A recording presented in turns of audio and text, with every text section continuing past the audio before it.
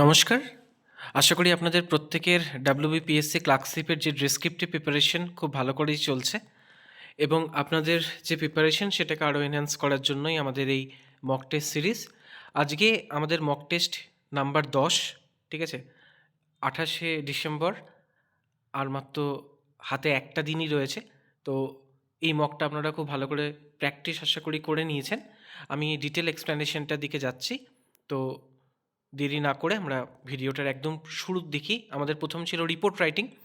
Report রাইটিংয়ে যেটা ছিল সেটা একটা নিউজ পেপার রিপোর্ট রাইটিং, যেখানে বলেছে cause and effect of the child labour and the step taken to prevent it. ঠিক আছে, এবার এই ধরনের সোশ্যাল ইস্যু থেকে যে কোনো রাইটিং আসতেই পারে এবং এই ধরনের রিপোর্টগুলোতে একটা কমন থিং থাকে যে এই রকম ঘটনাগুলো ঘটলো এবং সেই রেসপেক্টে আমাদের কী কী হওয়া উচিত। তাহলে প্রথমেই আমরা যদি চাইল্ড লেবার রাইটিংটা লিখতে যাই, আমরা জাস্ট মনের মধ্যে সাজিয়ে নিই যে চাইল্ড লেবার হচ্ছে এই মুহূর্তে একটা সত্যি ভয়ঙ্কর সমস্যা এবং আমরা দোকানে হোক বা রাস্তাঘাটে হোক চিলড্রেনদেরকে আমরা কাজ করতে দেখি এবং বিভিন্ন কারখানাগুলোতেও কিন্তু এরকম ছোট শিশুদেরকে দেখা যায়, যেটা তাদের পড়াশোনা বা এগুলো করার বয়স। এবং এগুলোর পেছনে যদি আমরা কারণ দেখতে চাই, তাহলে তার কারণ কি হতে পারে? না, দারিদ্রতা হতে পারে এবং এডুকেশন, ল্যাক অফ এডুকেশন হতে পারে, যে বাবা মারাই ফোর্স করছে বা কোনো একটা পরিবার ফোর্স করছে একটা ছোট শিশুকে যে পড়াশোনা না করে বা স্কুল না পাঠিয়ে তাদেরকে কিন্তু এই ধরনের ভারী কাজ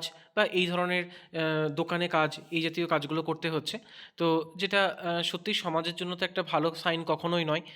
শিশুদেরকে পরিস্ফুট করাটাই, তাদের শিক্ষিত করা, তাদের সামাজিক করে তোলাটাই আমাদের মূল উদ্দেশ্য। সেই জায়গাটা থেকে কিন্তু চাইল্ড লেবার আমাদেরকে দূরে সরিয়ে দেয়। তাহলে এই পয়েন্টগুলো উঠে আসতে পারে এবং সেখানে বিশেষজ্ঞরা কী মতামত রাখতে পারে যে চাইল্ড লেবার দূরীকরণ করা যায়, তাদেরকে ভালো এডুকেশন দেওয়ার জন্য, গভর্নমেন্ট থেকে সুবিধা দেওয়ার জন্য রেগুলার বেসিকে অবজার্ভ করতে হবে যে এই ধরনের যারা শিশুরা রয়েছে তারা যেখানে কাজ করছে সেখান থেকে তাদেরকে সমাজের মূল স্রোতে ফিরিয়ে আনা, যাতে এই ধরনের কাজ তাদেরকে না করতে হয়, তারা যাতে পড়াশোনা বা নিজেদের যে ভবিষ্যৎ, একটা সুন্দর ভবিষ্যৎ সেটা গড়ে তুলতে পারে।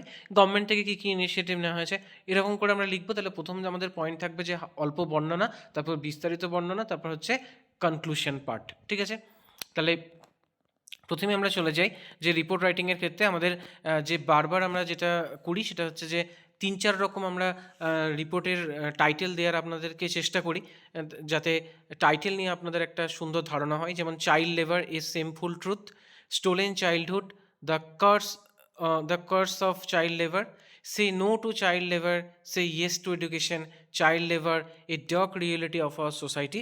তো এরকম যে কোনো একটা আপনারা কিন্তু এই ধরনের সামাজিক যে সমস্ত টপিক থাকবে সেখানে এরকম টাইটেল দিতেই পারেন।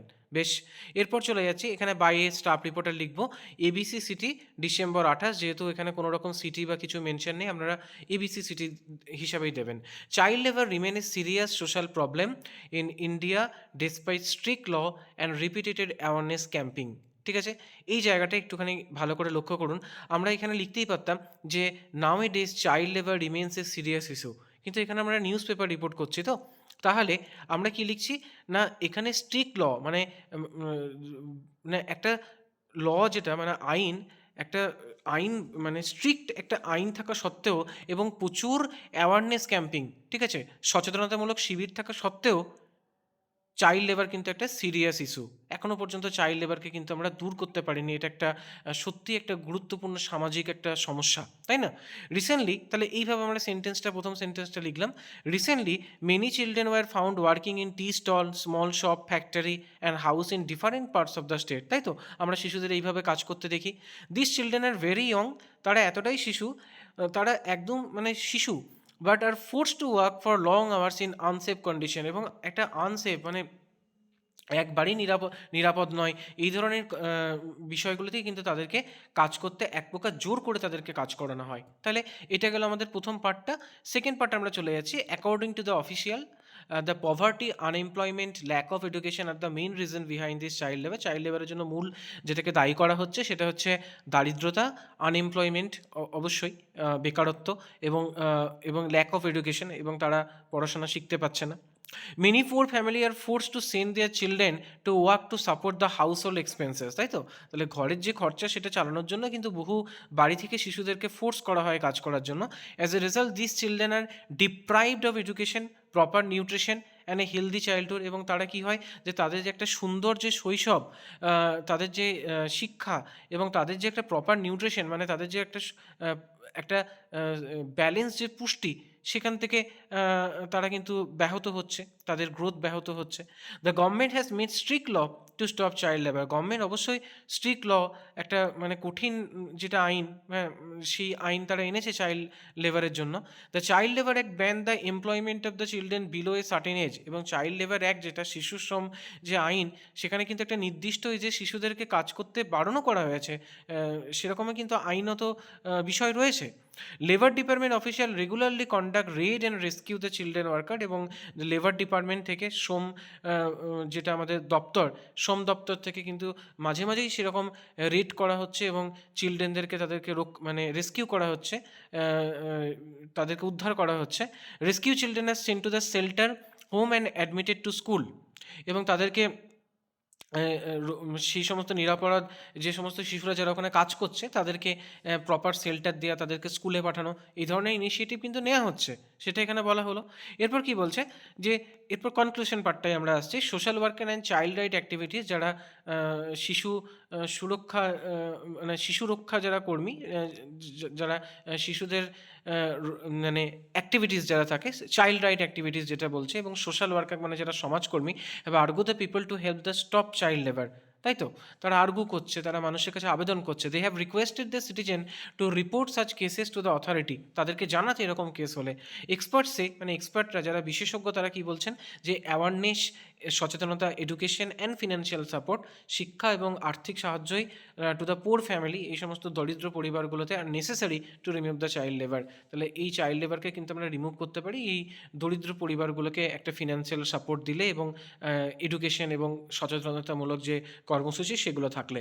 According to them, only joint effort of the government and society can ensure a safe and bright future for the children. তাই তো, শুধুমাত্র গভর্নমেন্ট নয়, আমাদের সমাজেরও দায়িত্ব তাদেরকে একটা সেফ, তাদের একটা সুরক্ষিত এবং একটা সুন্দর যে ভবিষ্যৎ, সেই শিশুদেরকে তাদের হাতে তুলে দেওয়ার জন্য। এবং এটা দুজনের একটা মিলিত সম্মিলিত প্রচেষ্টা ছাড়া সেটা সম্ভব নয়। তাহলে এটা আমাদের নিজস্ব মতামত, কিন্তু আমরা কি করে দিলাম যে যখনই এক্সপার্টের কথা বলছি, অ্যাকর্ডিং টু দেম, আমাদের যে লেখা থাকবে সেটা নিরপেক্ষ থাকবে, এবং যা যা আমরা পয়েন্ট দেবো সেটা according to the social worker, according to the child right activities, expert says, এরকম করে আমরা কিন্তু লিখবো। ঠিক আছে, অলরেডি আপনারা এভাবেই লিখছেন।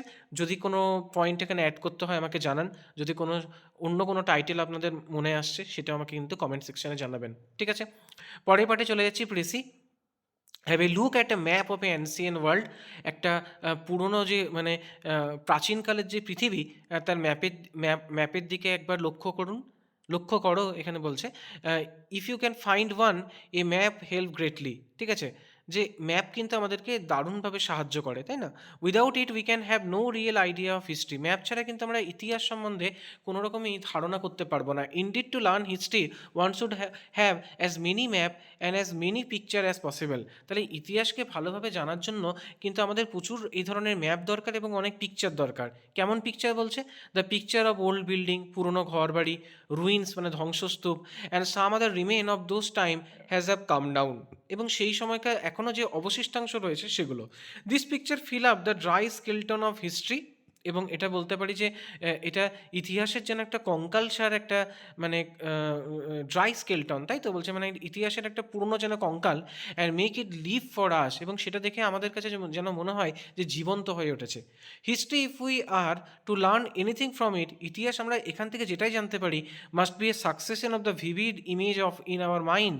এটা কিন্তু আমাদের মনের মধ্যে একটা ইমেজ মানে একটা ছবি তৈরি করতে সফল হয়। So that we can read it, we can almost see even happening. যেটা দেখে আমাদের মনে হয় পড়ার পরে যে যেন এটা আমরা নিজেদের চোখে দেখতে পাচ্ছি যে ঘটনাগুলো ঘটছে। It should B A fascinating play which grips us, A comedy sometime more often, a tragedy of which the stage is the world and the player are the great men and women of the past. তাই না? তাহলে এগুলো দেখে আমাদের কি মনে হয় যে একটা ইতিহাসের যে মানে ধারা, সেটা কিভাবে বয়ে চলেছে সেই সময়কার মানুষদের মাধ্যমে, সেটা কিন্তু আমরা দেখতে পাই, আমরা বুঝতে পারি।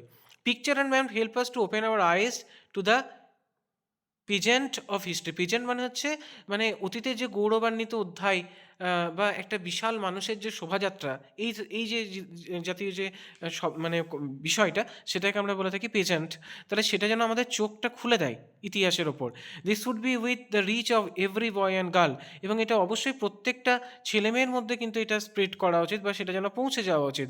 But better even the pictures is a personal visit to the ruin and remained of the old history.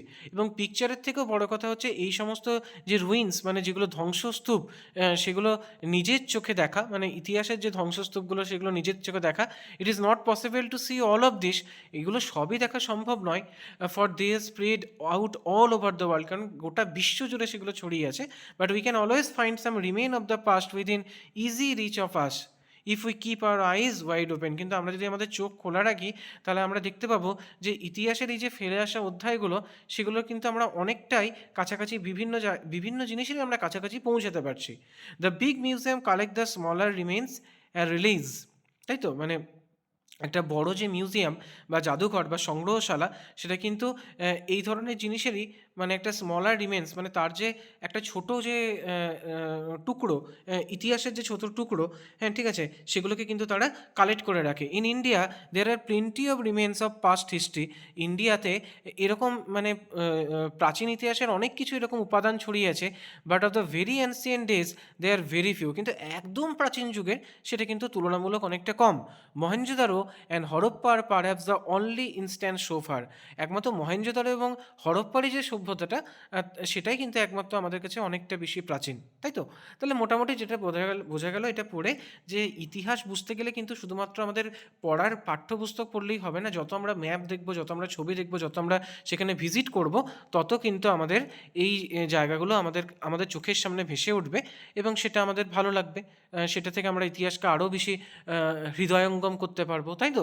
এটাই হচ্ছে মূল ভাব। তাহলে প্রিসিটা আমরা দেখে নিই কী বলছে। How to learn history effectively. ইতিহাসকে এফেক্টিভলি পড়ার জন্য আমাদেরকে কী করতে হবে?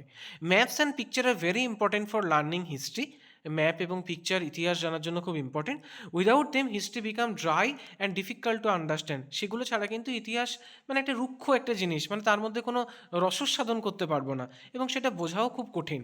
Picture of old building ruin and remains help us imagine the past event clearly. এবং অতীতের যে গৌরবান্বিত অধ্যায় সেটা বোঝার জন্য বা অতীতের ইতিহাসকে বোঝার জন্য আমাদের কিন্তু এই পুরনো যে ঘরবাড়ি, যেগুলো ধ্বংসস্তূপ, এগুলো আমাদেরকে সাহায্য করে। History should appear like a living story. ইতিহাস এভাবেই আসা উচিত যে এটা যেন একটা জীবন্ত গল্প, where we can almost see what happen long ago, যেখানে আমরা অনেক বছর আগেও কি হয়েছে সেটা দেখতে পাই। Visiting historical place is even better than seeing picture. এবং একটা মানে ঐতিহাসিক স্থানে ভ্রমণ করাটা পিকচার দেখার জন্য, ছবি দেখার জন্য থেকেও গুরুত্বপূর্ণ। Though it is not always possible, কিন্তু এটা সবসময় সম্ভব নয়। Museum preserve the old relics and help us to know the past. Museum একমাত্র সংগ্রহশালা বা জাদুঘর এগুলোকে যে অতীতের যে রিমেনিংগুলো সেগুলোকে প্রিজার্ভ করে রাখে, সংরক্ষিত করে রাখে এবং আমাদেরকে সেগুলো জানতে সাহায্য করে।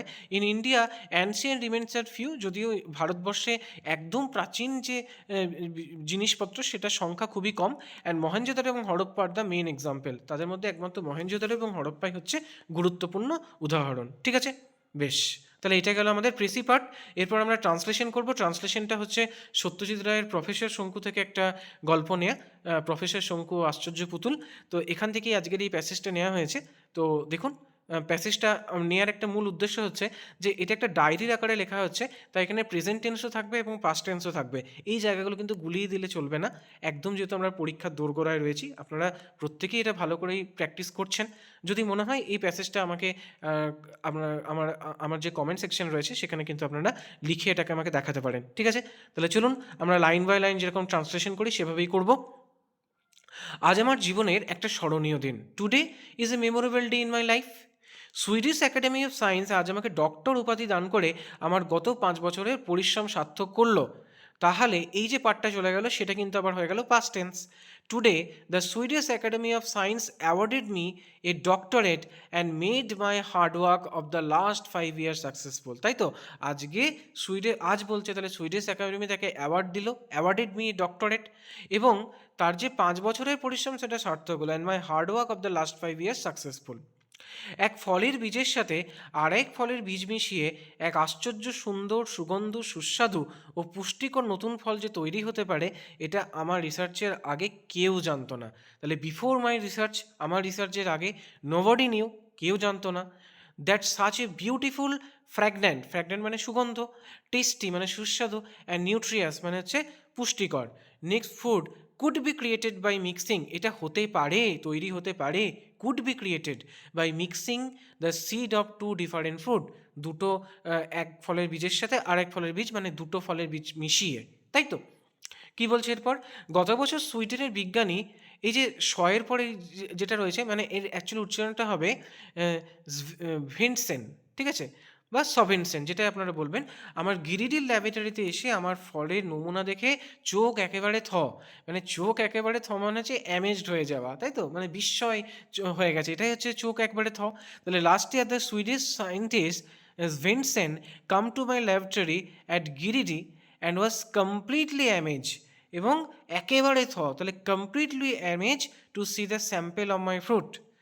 দেশে ফিরে গিয়ে কাগজ লেখালেখির ফলে আমার এই আবিষ্কারের কথা বিদেশে ছড়িয়ে পড়ে। After returning to his country, দেশে ফিরল, he writing in newspaper, সে নিউজ পেপারে সেটা লেখালেখি শুরু করলো, and spread the news of my discovery abroad, এবং আমার খবর বিদেশে ছড়িয়ে পড়লো। আমার আজকের এই সম্মানের জন্য ভেনসেন অনেকখানি দায়ী। এখানে দায়ী বলতে কি রেসপন্সিবল, তাই না? তাহলে Vincent is largely responsible for my honour today. তাই এখন ডায়েরি লিখতে বসে তার প্রতি মন কৃতজ্ঞতায় ভরে উঠছে। তাহলে এখন যে ডায়েরিটা লিখতে বসেছি সেটা কিন্তু আবার present tense. So as I sit down to write my diary, দেখুন প্রেজেন্ট টেন্সে লিখছি, my heart is filled with gratitude, কৃতজ্ঞতা মানে gratitude towards him. So as I sit down to write my diary, my heart is filled with gratitude towards him. ঠিক আছে, বোঝা গেল? বেশ, এরপর আমরা চলে যাচ্ছি বাংলা প্রতিবেদন। বাংলা প্রতিবেদন আজকে দুটোই আমাদের সামাজিক একটা বিষয় নিয়েই।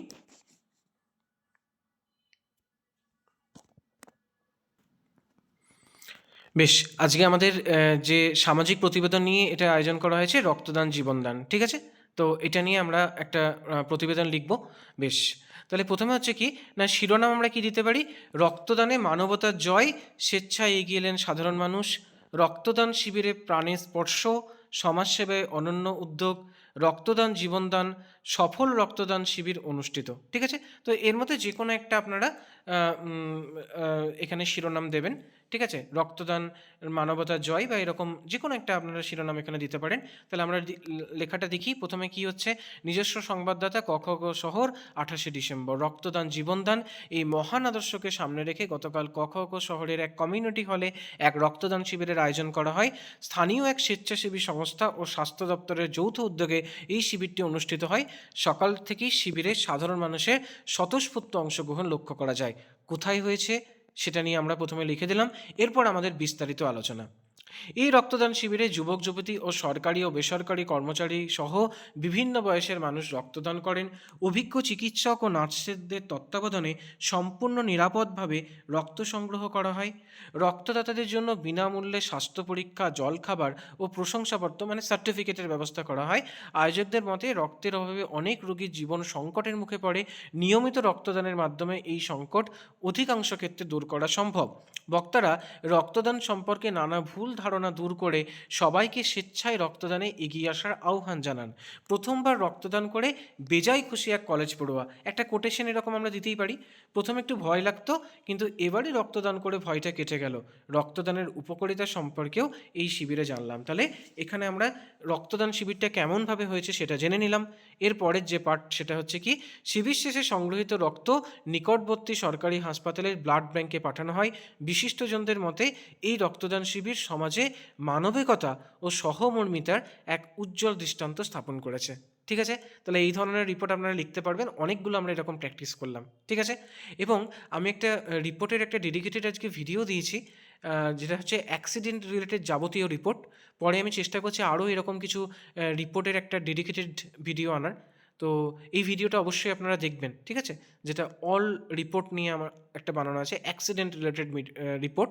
এবং পিএসসি পরীক্ষার ক্ষেত্রে এই ধরনের অ্যাক্সিডেন্ট থেকে তো কোনো না কোনো একটা কোশ্চেন আসেই। তো আশা করি এটা আপনাদের অনেক উপকারে লাগবে। বেশ, এরপর আমি চলে যাচ্ছি সারাংশ। সারাংশ কি বলছে? অতি কাছে এসেছেন আজ বাংলার কবি এই প্রতিদিনের মানুষের সংসারে। সারা জীবনের ঐশ্বর্য তিনি যাদের উদ্দেশ্যে দিচ্ছেন তারা অতি বুদ্ধিমান জ্ঞানের ব্যবসায়ী নয়, তারা শ্যামল দিগন্তে ঘেরা প্রান্তিক মানুষ। রবীন্দ্রনাথের কাব্যে অধিকার ভেদ নেই, এখানে সকলেই নিমন্ত্রিত। মাঝি তার পাল তোলা নৌকা নিয়ে গঙ্গার হাট থেকে লোক এলো বিবিধ পসরা হাতে নিয়ে। কেউ হাটে বলদ জুড়ছে, কেউ বা শহরে কাজ করে দোকানে বা অফিসে। কত ঘরের নিভৃত কাহিনী জীবনের ধ্যানমালায় গ্রথিত হলো তার আজকের কবিতায়। অথচ এই সংবেদনশীল দৃষ্টিতে সত্যদর্শিতার সাহস আরও প্রদীপ্ত হয়েছে, তার পরিচয় পেয়েছি এই নববর্ষের ভাষণে। তাই তার দৃষ্টি, কেননা সেখানে প্রেমের অপরাজেয় শক্তি রয়েছে। মানুষকে ভালোবাসেন বলেই তিনি মানুষের ভ্রষ্টতাকে এমন যৌথ দৃষ্টিতে দেখতে পারেন। তার মানে রবীন্দ্রনাথকে এখানে বলা হচ্ছে যে তিনি তো বিশ্বকবি, তিনি সর্বজন কবি। তার তার কোনো অধিকার নেই, তার সাহিত্য সমাজের সমস্ত শ্রেণীর কাছে সমানভাবে সমাদৃত, তাই তো? এটাই হচ্ছে সারাংশের মূল উদ্দেশ্য। তাহলে সারাংশটা আমরা কীভাবে লিখেছি সেটা একটু দেখে নিই। মানুষের কবি রবীন্দ্রনাথ, তাই না? সব মানুষের কবি তিনি, তবেই তো বিশ্বকবি। তাহলে কি বলছে? রবীন্দ্র কাব্যের রস আহরণ করতে পারেন শিক্ষিত, পারেন অশিক্ষিত, যেখানে নেই অধিকার ভেদ। সকলের আমন্ত্রণ সেই কাব্যের আস্বাদনে। গ্রাম নগর হাটবাজার কোনো স্থানের মানুষই বাদ যায়নি তার কবিতায়। নববর্ষের ভাষণে কবির সংবেদনশীলতার পরিচয় তথা সত্যদর্শিতার সাহস প্রদীপ্ত হয়েছে। ঠিক আছে, তাহলে এটা হচ্ছে সারাংশ। আপনাদের যদি মনে হচ্ছে সারাংশটা অন্যভাবে লিখবেন, সেটা আমাকে কিন্তু কমেন্টে লিখে জানাতে পারেন। এরপর আমাদের যেটা লাস্ট পার্ট সেটা হচ্ছে বঙ্গানুবাদ। এই হচ্ছে বঙ্গানুবাদ। তো বঙ্গানুবাদটাকে আমরা একটু পার্টলি ভেঙে নিই। প্রথমে কি বলছে? Globalisation is a process by which economics culture and population around the world become more integrated and interdependent. Integrated মানে হচ্ছে কি, মানে নির্ভরশীলতা, মানে যুক্ত হওয়া, ইন্টিগ্রেটেড। ঠিক আছে, আর আরেকটা কি বলছে না, ইন্টারডিপেন্ডেন্ট মানে আরও নির্ভরশীল হয়ে যাওয়া। তাহলে গ্লোবালাইজেশন মানে বিশ্বায়ন। তাহলে বিশ্বায়ন হচ্ছে এমন একটা প্রক্রিয়া যার মাধ্যমে পৃথিবীর বিভিন্ন দেশের অর্থনীতি, সংস্কৃতি, মানুষ একে অপরের সঙ্গে আরও বেশি যুক্ত ও নির্ভরশীল হয়ে ওঠে।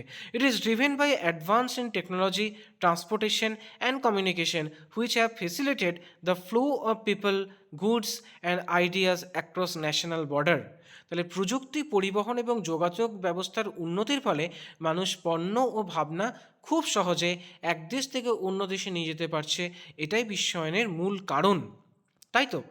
On the positive side, it has lead to economic growth. মানে ভালো দিক কী হচ্ছে না, এর ফলে আর্থিক উন্নতি হয়েছে। The spread of new ideas and technology, নতুন চিন্তা এবং প্রযুক্তি ছড়িয়ে পড়েছে। And in many parts of the world, it has also helped reduce poverty and rise standard of living বা লিভিং স্ট্যান্ডার্ড। তার মানে কি, পৃথিবীর অনেক অঞ্চলে বিশ্বায়ন দারিদ্র্য কমাতে সাহায্য করেছে এবং মানুষের জীবনযাত্রার যে মান সেটাকে অনেক বেশি উন্নত করেছে।